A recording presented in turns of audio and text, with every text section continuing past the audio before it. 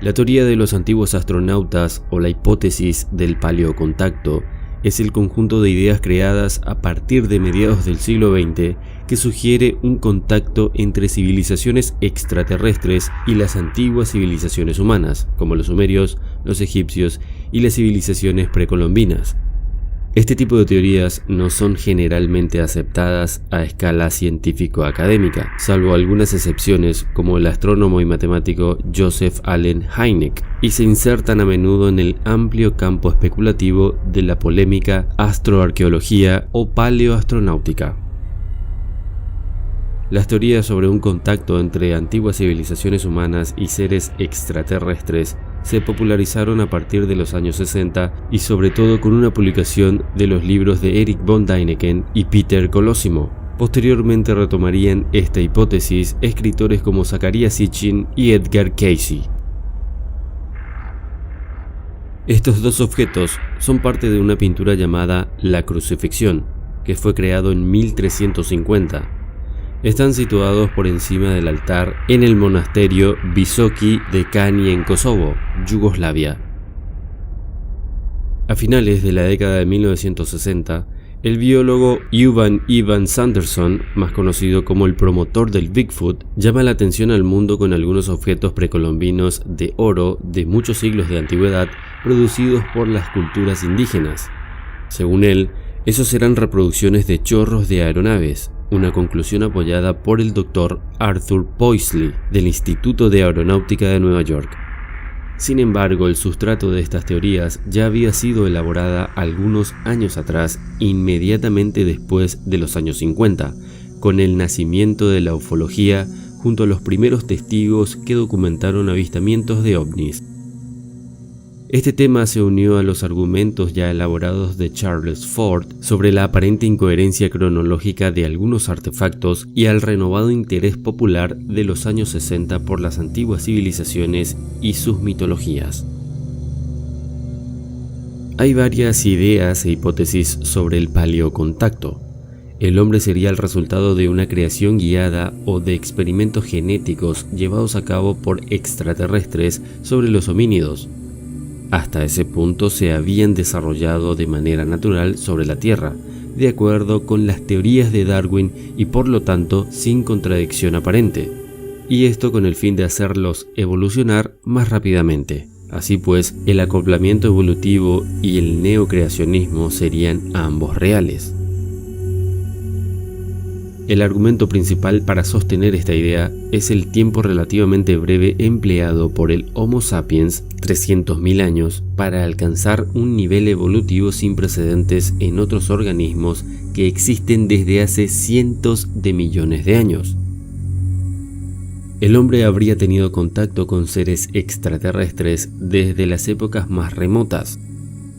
Estos seres serían divinidades de las sociedades antiguas y habrían sido representados en diversas pinturas y obras de arte tanto en la antigüedad como los egipcios, los mayas, aztecas, incas, pueblos de Mesopotamia, romanos, etcétera, como la época medieval.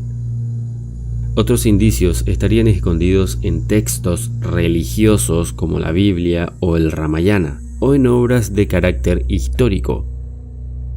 Algunas pinturas renacentistas o medievales, especialmente de carácter religioso, que representan a Dios, su Hijo y los ángeles, mostrarían en el cielo naves espaciales, a veces incluso tripuladas por ángeles.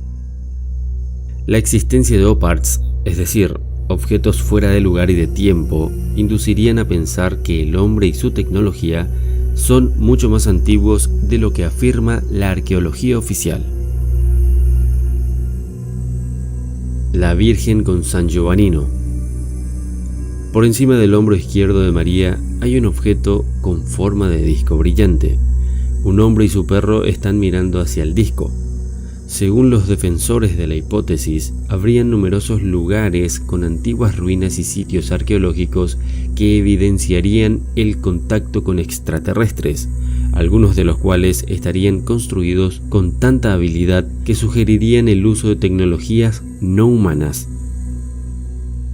Los ufólogos toman como pruebas indiciarias algunos famosos sitios arqueológicos, entre los que destaca Giza, Baalbek, Yonaguni, las líneas de Nazca, los monolitos de Stonehenge, las ruinas mayas, Pumapunku y muchos más, y también representaciones, grabados y estatuillas, América del Sur, América del Norte, islas del Pacífico y Australia.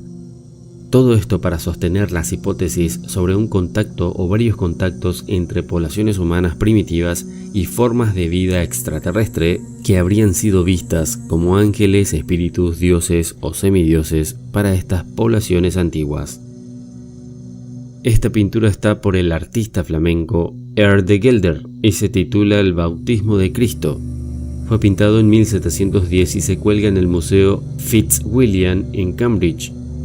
Un objeto en forma de disco está brillando con rayos de luz hacia abajo en Juan el Bautista y Jesús. Esto demuestra una conciencia de ovnis por el artista en 1710. Esta pintura en cuevas fue hecha hace 10.000 años antes de Cristo y es de Valcamonica, Italia. Al parecer, busca representar dos seres en trajes con protección que sostienen los instrumentos extraños. Observamos el halo buscando objetos sobre sus cabezas, que es muy similar al de otros dibujos de la cueva temprana y pinturas. Esta imagen es un dibujo en una cueva en Francia. Es a partir de la cueva de Pech Merle, que es cerca de Les Cabrerets, es fechada en aproximadamente 17.000 a 15.000 años antes de Cristo. Estas pinturas rupestres datan de alrededor de 3.000 años antes de Cristo y son de Kimberley, Australia.